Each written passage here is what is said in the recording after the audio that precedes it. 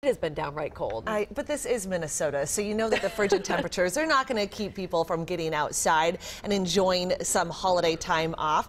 It is still dangerous, though. The National Weather Service issued a wind chill advisory for much of the state. And as Mary McGuire found, that meant lots and lots of layers for anyone who stepped outside, especially those at Afton Alps. I have 4 layers of long johns on, both top and bottom. I have hand warmers, I have foot warmers, and I drank a big cup of coffee. Laughing in the face of frostbite, Michelle Zormeyer didn't let the freezing winds and frigid air ruin her Christmas plans at Afton Alps. I want to say if you wait for the perfect time in Minnesota, it'll never happen.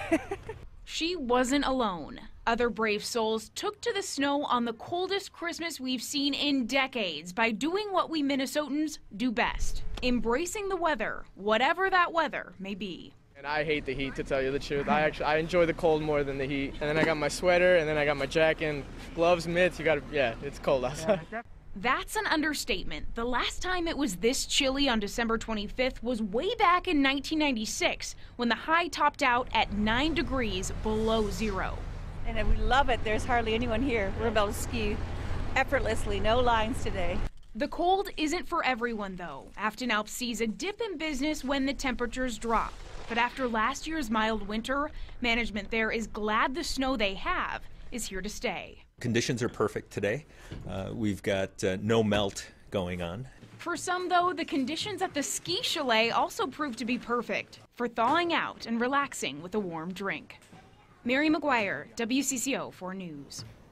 Now, they didn't make any snow out at Afton Alps yesterday, but the snowmakers are going to be back in action today and any day that is below 28 degrees.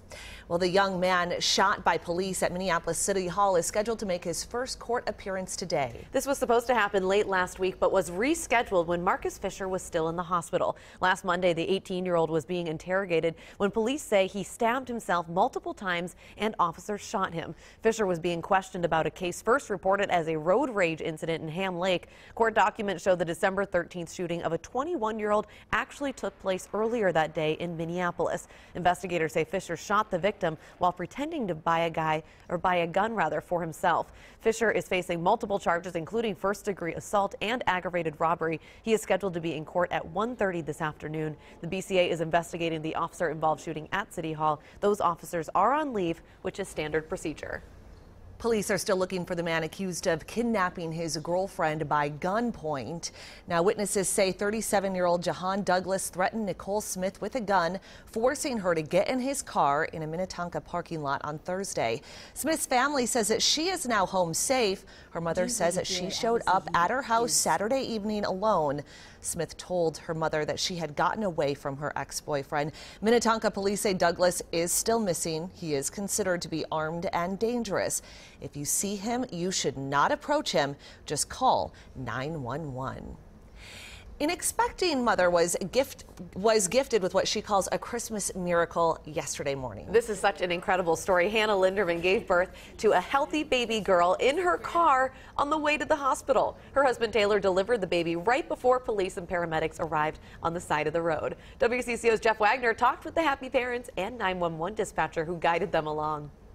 You're a champion. Of all the deliveries Santa could have made Christmas morning, the precious gift in Hannah Lindeman's arms is the last one she expected. I wasn't due till January 21st. But her daughter Poppy had other plans, and the contractions came on strong. Finally, somebody in the room said, okay, we're done trying to open presents. You guys are going to go to the hospital.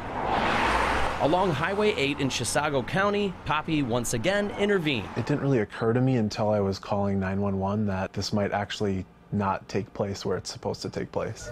Angels dispatch, I want you to look very closely. Dispatcher Jake Prager took the call. Figured out the baby wasn't out yet, but the water had broke. He then guided Taylor.